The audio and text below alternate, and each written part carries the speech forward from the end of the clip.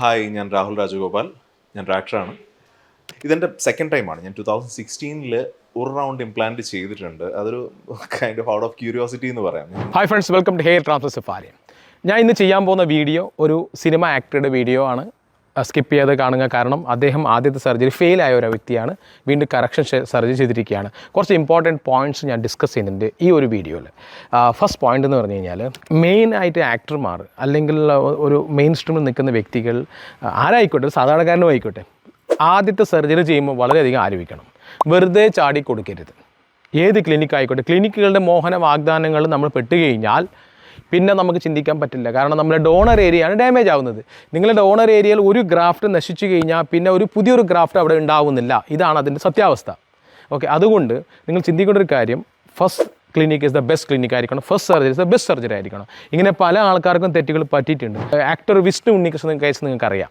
അദ്ദേഹം ആദ്യം 2 സർജറി ഫെയിലായ ആളാണ്. എന്നെ കോൺടാക്ട് ചെയ്യുമ്പോൾ ഇങ്ങനെ ഉണ്ടായിരുന്ന അവസ്ഥ. ആ വിഷ്ണു ഉണ്ണികൃഷ്ണനെയാണ് പിന്നെ വീണ്ടും 2 പ്രാവശ്യം സർജറി ചെയ്യേണ്ടി വന്നു. പക്ഷേ ദൈവവശാൽ അദ്ദേഹത്തിൻ്റെ ഡോണർ ഏരിയ കുറച്ച് ബാക്കിയുണ്ടായിരുന്നു. പിന്നെയാണ് ഈ ലുക്കിലോട്ട് ആക്കി കൊടുത്തത്. സോ അതുകൊണ്ട് നമ്മൾ എല്ലാവർക്കും ഇത് പോസിബിൾ ആവണമെന്നില്ല. ഡോണർ ഏരിയ എന്നുള്ളത് വെരി ഇമ്പോർട്ടൻ്റ് ആണ്. ഡോണർ ഏരിയ വൺസ് ഡാമേജ് ആയി കഴിഞ്ഞാൽ we cannot regrow it. So അത് നിങ്ങൾ ചിന്തിക്കുക. ഇന്നത്തെ സബ്ജക്റ്റ് എന്തുകൊണ്ട് ഇത് പറഞ്ഞെന്ന് വെച്ചാൽ, ഇന്നത്തെ വീഡിയോ ആക്ടർ രാഹുൽ രാജഗോപാലാണ്. അദ്ദേഹം അറിയാം നിങ്ങൾക്ക്, ഏറ്റവും ലേറ്റസ്റ്റ് സിനിമ ഇപ്പോൾ റിലീസ് ചെയ്തിട്ടുണ്ട്, മസ്തിഷ്ക മരണം. ആ സിനിമ കഴിഞ്ഞ ഇമീഡിയറ്റ്ലിയാണ് അദ്ദേഹം ട്രാൻസ്പ്ലാന്റ് ചെയ്തത്. ഓക്കെ, പഴയ ഒരുപാട് സിനിമകൾ അഭിനയിച്ചിട്ടുണ്ട്. കൊണ്ടൽ, അതേപോലെ തന്നെ കരിക്കിൽ അഭിനയിച്ചിട്ടുണ്ട്. കരിക്ക് എന്നൊരു വെബ് സീരീസ് നിങ്ങൾ കണ്ടു കാണും. കരിക്കിൽ അഭിനയിച്ചൊരു വ്യക്തിയാണ്. അപ്പോൾ നിങ്ങൾ അദ്ദേഹത്തിൻ്റെ ഒരു മെയിൻ ഒരു ഹൈലൈറ്റിംഗ് പോയിന്റ് ഞാൻ കണ്ടത്, ഞാൻ പേഴ്സണലി മീറ്റ് ചെയ്തതാണ്, അദ്ദേഹത്തിൻ്റെ സൗണ്ടാണ്. സൂപ്പർ വോയിസാണ്. ഒരു ഭയങ്കര ബാസുള്ളൊരു വോയിസാണ്. ആൻഡ് ഒരു കൂടുതൽ ഐ തിങ്ക് വില്ലൻ കഥാപാത്രങ്ങളും തോന്നും അദ്ദേഹം ചെയ്യുക. കാരണം അത്രയും ഹൈറ്റ് ആൻഡ് വെയിറ്റ്, ആ ഒരു ഗാംഭീര്യമുണ്ട് കാണാൻ. എന്തായാലും അദ്ദേഹത്തിൻ്റെ കേസിൽ വെച്ചാൽ ആദ്യം 2016 ഒരു ട്രാൻസ്പ്ലാന്റേഷൻ ചെയ്തു. ട്രാൻസ്പ്ലാന്റ് ചെയ്തത് റിസൾട്ട് ഇല്ല. അതായത് ഫ്രണ്ട് ഹെയർ ലൈൻ കറക്ഷൻ ചെയ്താണ്, പക്ഷേ ഹെയർ ലൈനേ ഇല്ല. അങ്ങനത്തെ അവസ്ഥ ആയി കഴിഞ്ഞു. ബാക്കി ഏരിയയും പോയിട്ടുണ്ട്. പക്ഷേ ഡോണർ ഏരിയ വളരെ വളരെ ലിമിറ്റഡ് ആണ്. പിന്നീട് അദ്ദേഹം ഇപ്പോൾ ട്രാൻസ്പ്ലാന്റ് ചെയ്യാൻ ഒരുപാട് ചിന്തിച്ചു ശേഷം എൻ്റെ സർജറി ചെയ്ത സെയിം ഡോക്ടറെ കൊണ്ടാണ് അദ്ദേഹം ട്രാൻസ്പ്ലാന്റ് ചെയ്യിച്ചത്. കാരണം വിഷ്ണു ഉണ്ണികൃഷ്ണനെ പോലത്തെ ആൾക്കാർ കറക്ഷൻ ചെയ്ത വ്യക്തിയാണ് ഡോക്ടർ ഗജാനൻ ജാദവ്. അദ്ദേഹം തന്നെ വേണമെന്ന് പറഞ്ഞ് യാദവ് സാറിനെ കൊണ്ടാണ് ചെയ്യിപ്പിച്ചത്. ദാറ്റ്സ് എ ബെസ്റ്റ് ചോയ്സ് എന്ന് ഞാൻ പറയും. അതേപോലെ തന്നെ ഡോണർ അത്ര ഒരു ഇതായതിന് ഷോക്കായിരുന്നു ഡോണർ. മാക്സിമം ഡോക്ടർ വർക്ക് ചെയ്തിട്ടുണ്ട്.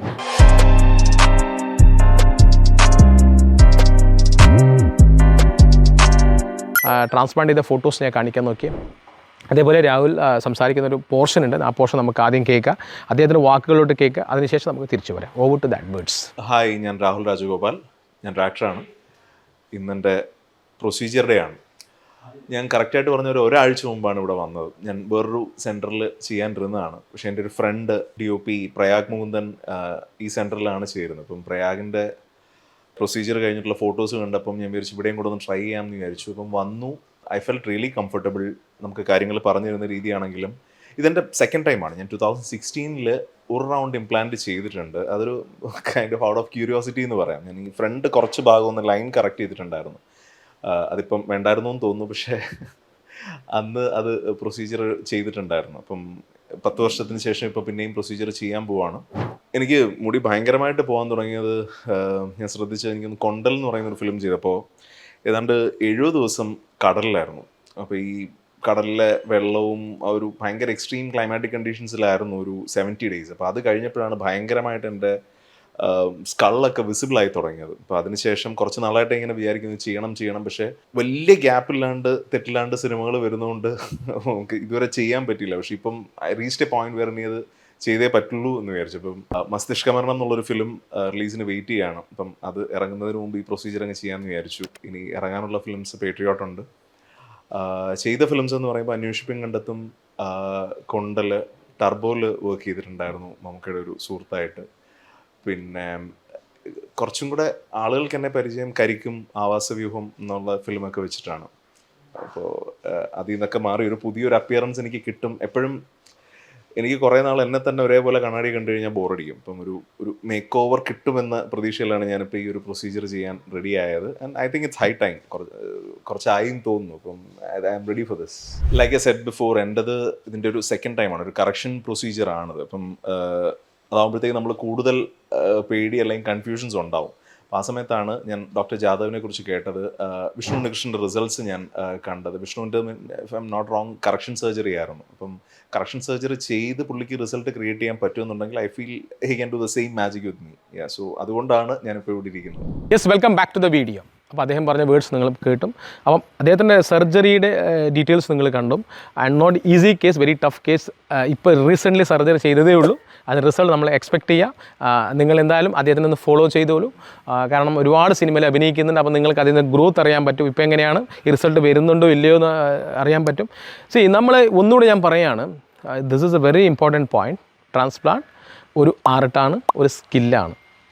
അതേപോലെ തന്നെ ഒരുപാട് ആൾക്കാർ ചെറിയ ചെറിയ എമൗണ്ടിന് ട്രാൻസ്പ്ലാന്റ് ചെയ്യിപ്പിക്കാറുണ്ട്. ചെറിയ എമൗണ്ടോ വലിയ എമൗണ്ടോ എന്നല്ല, ബെസ്റ്റ് സ്ഥലത്ത് ചെയ്യണം, ബെസ്റ്റ് ടെക്നോളജിയിൽ ചെയ്യണം. ഒരെണ്ണം പോലും ഡാമേജ് ആകാതെ നമുക്ക് റിസൾട്ട് കിട്ടണം. ഇത് ഇമ്പോർട്ടൻ്റ് ആണ്. ഏറ്റവും ലൈവായി നിൽക്കുന്ന ഒരുപാട് ക്ലിനിക്കുകൾ കേരളത്തിലുണ്ട്. നല്ല ക്ലിനിക്കിൽ പോവുക, ട്രാൻസ്പ്ലാന്റ് ചെയ്യുക, നല്ല റിസൾട്ട് കിട്ടും. ട്രാൻസ്പ്ലാന്റ് ചെയ്തുകൊണ്ട് മാത്രം റിസൾട്ട് കിട്ടണമെന്നില്ല, അത് നമ്മൾ കുറച്ചുകൂടെ നമ്മൾ കെയർ കൂടി ചെയ്ത് കഴിഞ്ഞാൽ നല്ല റിസൾട്ട് കിട്ടും. ഈ വീഡിയോ നിങ്ങൾക്ക് ഇഷ്ടപ്പെട്ട് കാണും വിചാരിക്കുകയാണ്. എല്ലാവരും പോയിട്ട് അദ്ദേഹത്തിൻ്റെ പുതിയ സിനിമ മസ്തിഷ്കം മാർഗ്ഗം കാണുക. നിങ്ങളുടെ റിവ്യൂസ് അറിയിക്കുക, ഈ ചാനൽ വേണമെങ്കിൽ അറിയിക്കുക. Okay, thank you very much for watching this video. I come back with a new information video very soon.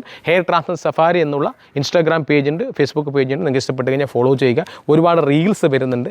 അതേപോലെ തന്നെ ട്രാൻസ്പ്ലാന്റ് ഇല്ലാതെ മെഡിസിൻ കൊണ്ട് മാത്രം റിസൾട്ട് വന്ന ഒരുപാട് റിസൾട്ട്സ് ഞാൻ ഷെയർ ചെയ്യുന്നുണ്ട്. അത് നിങ്ങൾക്ക് ഇഷ്ടപ്പെട്ടെങ്കിൽ അതുകൂടി ഫോളോ ചെയ്യുക. Thank you very much.